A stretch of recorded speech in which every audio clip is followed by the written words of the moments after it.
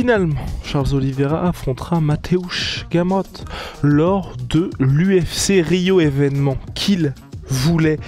Oh, c'est dur. C'est dur. Bref, un événement dans lequel il voulait absolument tenir sa place après sa victoire traumatisante face à Ilia Topuria. Et bien, malgré le forfait de Raphaël Fiziev. Oui ? Sa défaite traumatisante. Ça va pas fort là. Hein. On sort les rames les gars. Et donc bref, forfait de Fiziev, pas de problème. Il affrontera donc Gamrot et pour nous c'est peut-être un mal pour un bien parce que c'est vrai que là on a le 4ème contre le 8ème. Sportivement on a l'impression que c'est limite plus hypant que le choc initial. Comme de toute façon quel que soit l'adversaire de Charles Oliveira, normalement, bon d'accord il y a eu Chandler mais normalement c'est un combat spectaculaire. Oui, contre Fiziev ça aurait été un truc à 100 à l'heure parce que Fiziev il ne sait que aller à fond. Mais du point de vue sportif, les classements etc, est-ce qu'on peut en apprendre ? Je suis presque plus intéressé par un combat contre Gamrot, effectivement, parce que ça va être du MMA total. Quel que soit l'endroit dans lequel va le combat, ça va être intéressant. Les deux sont réputés pour faire des scrambles de l'espace où ils jouent aux échecs, mais en x15, tellement ils vont vite dans leur tête et tellement ils savent ce qu'ils font dans tous les domaines du MMA. Donc ouais, je pense que moi aussi je suis presque plus hypé par ce combat maintenant que le combat initial effectivement. Et il y a même les gars un petit potentiel de KO. Ouais, alors bon, ce sera pas du côté de Gamrot, hein, parce que Gamrot, en fait, tu sais que c'est marrant parce que j'ai été regarder, donc à l'UFC, alors il a genre une victoire par KO contre, comment s'appelle-t-il ? J'ai été regarder contre Scott Holtzman. Et puis une deuxième aussi, t'as la mémoire courte contre Fiziev, hein. Franchement ce KO de l'espace qu'il lui a mis. Ouais, c'est cette blessure à la jambe de l'espace que Fiziev s'est infligé tout seul. Donc il y avait le premier truc, c'est un KO qu'il met, mais c'est un KO tranquille, hein. Enfin genre c'est un knockdown, le mec est pas bien, bon voilà. Et le deuxième, la deuxième personne qui l'a terminé avec des coups, Gamrot, c'est Diego Ferreira, mais c'était même pas un KO en fait, ils étaient contre la cage. Et Gamrot était dans le dos de Ferreira, il lui met un coup de genou magnifiquement placé, il faut le dire, dans les côtes flottantes. Et ça a dû péter une côte de Ferreira qui du coup abandonne. Il est pas en panique, il est juste en mode il dit à l'arbitre je peux pas continuer en fait, ça va pas le faire. Mais donc voilà, tout ça pour vous dire, il a mis le générique. Soit. Winamax te rembourse ton premier pari en cash si celui-ci est perdant dans la limite de 100€ et en plus avec le code LASSEUR10, 10€ supplémentaires en cash. Attention, les jeux d'argent sont interdits aux mineurs. Jouer n'est pas une alternative au travail et ne permet pas de s'enrichir, donc jouez de manière responsable. Ça pour vous dire que oui, c'est pas du tout une machine à KO le frérot. Et puis surtout Rust. Surtout, c'est un mec qui est quand même un peu susceptible au knockdown, hein, parce qu'en combat UFC, il a été accueilli comme il se doit par Goram Kutateladze. On s'avait mis un petit peu une clim parce que combat très serré, mais il se prend un knockdown. Il se prend un knockdown contre Arman Tsarukyan, il se prend un knockdown de l'espace contre Benny Dariush, knockdown aussi contre Jalin Turner, et parce que jamais 405 contre Hardia, un combat qu'il a globalement dominé, mais tout ça pour vous dire que... Il a pas pris un knockdown contre Dan Hooker ? Mais je pensais aussi, j'avais souvenir contre Dan Hooker, mais j'étais comme toi en fait, non ? Ok. Oui, voilà, donc disons... en fait, je me méfie. Maintenant, on en a trop vu. On a trop vu du pays à chaque fois. Je pense à, Bisping contre Rockhold, où on disait Bisping, il a des oreillers à la place des mains, mais pas dans le bon sens du terme, parce que du coup, s'il ne fait pas mal les trucs, et il a fini par mettre KO pour récupérer le titre à Luke Rockhold. Donc ça existe, bien sûr, ça existe. Mais enfin bon, voilà, c'est aussi un jeu de probabilité, hein. Et dans les probabilités que Gamrot mette KO Charles Oliveira. Bon, cela dit, Charles Oliveira aussi, il est mis knockdown à peu près à tous ses combats. Donc finalement, c'est juste que voilà. Dans les points de Charles Oliveira, il y a quand même de la foudre, on le sait.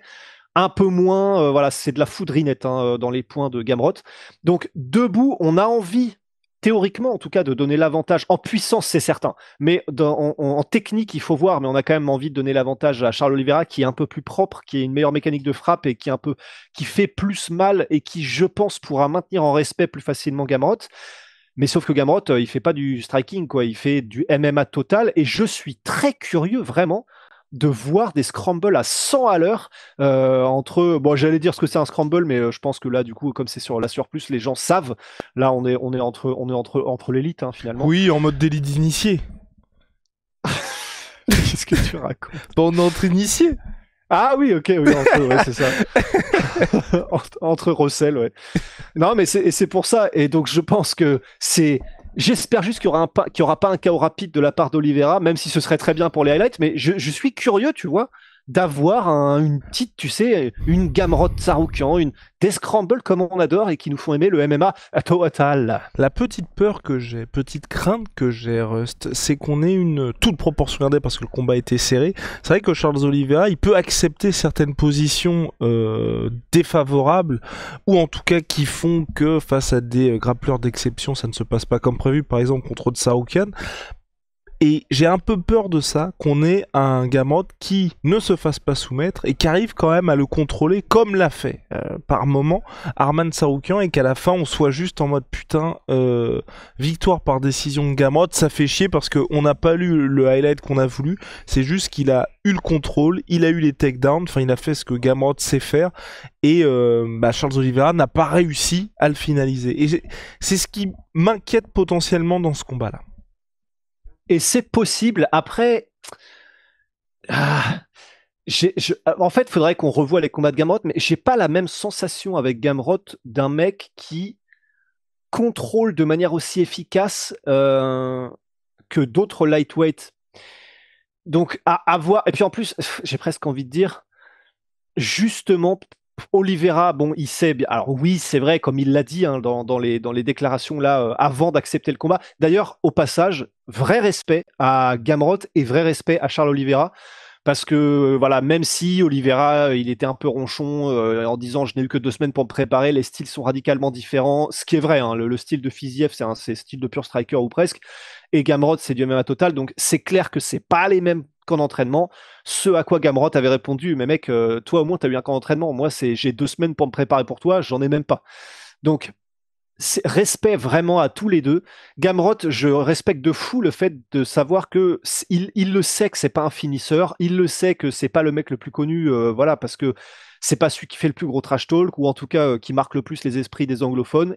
C'est pas un mec qui met des finitions et donc, eh ben, il a bien compris et je respecte de beaucoup ça que son allée, son chemin, c'est de prendre tous les combats le plus possible tout le temps et de jamais refuser. Et c'est ce qu'il fait et franchement, c'est beau. Mais ouais. Ah oui, non, je disais, typiquement, contre Klein, c'est ce que Gamrot avait fait enfin, il n'y avait pas ce côté spectaculaire, et là, je lui en avais un petit peu voulu en mode, regarde, petit carton jaune, Gamrot, Ouais. parce qu'il avait l'occasion d'exploser un mec qui était déjà bien derrière lui, et malheureusement, Ouais. je pense que pour l'UFC, c'était un peu pareil, et ce qui fait peut-être qu'il n'avait pas été booké d'ici là, qu'il n'y avait pas eu ce petit bump, parce qu'un gars qui était a priori pas de son niveau, il a juste cruisé vers la décision. Et puis pour Gamrot, oui, je te rejoins aussi, immense respect à lui, parce que aussi bien pour BSD au mois de mai, enfin il se tenait toujours prêt, donc ça forcément c'est appréciable pour un mec qui est en plus classé dans le top 10 d'une catégorie comme ça.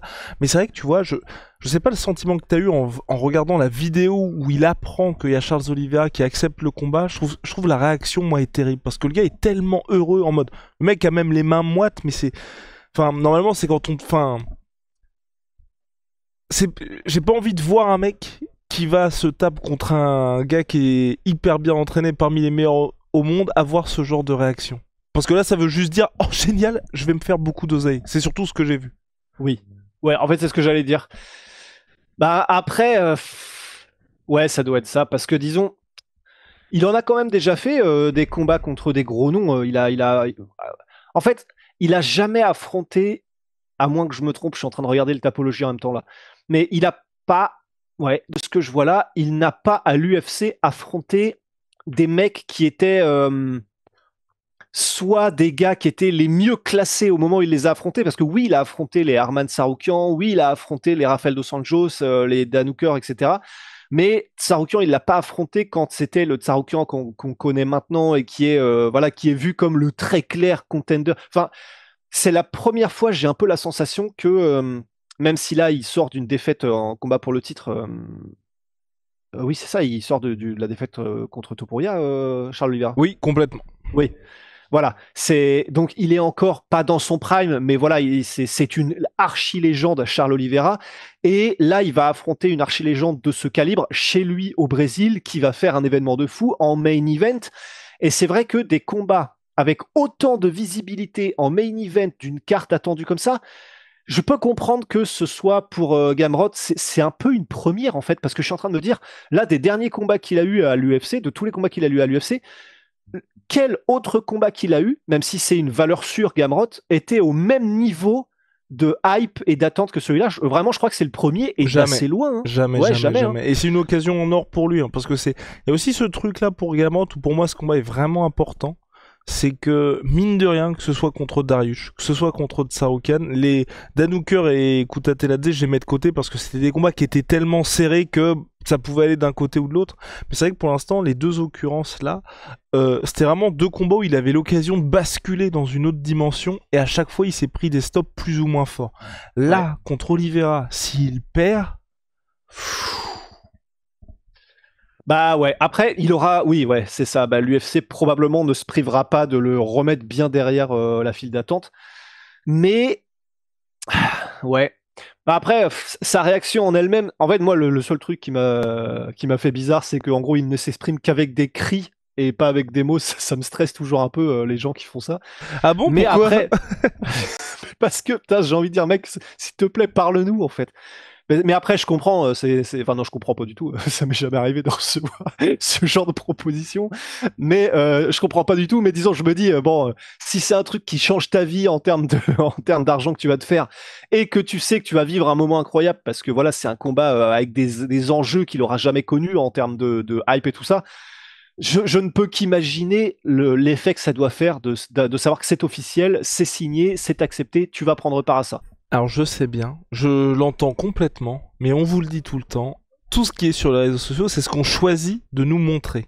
Et c'est là où je ne comprends pas qu'ils aient choisi de nous montrer ça. Alors que c'est vrai que la com de Gamrot, c'est quand même le mec qui est toujours prêt, le mec qui il fait pas du trash talk, mais il est là, et les gars, il va vous tabasser. Là, t'as quand même un peu ce truc de à la Conor McGregor où tu veux m'affronter parce que tu sais que grâce à moi, je vais te rendre riche. Et...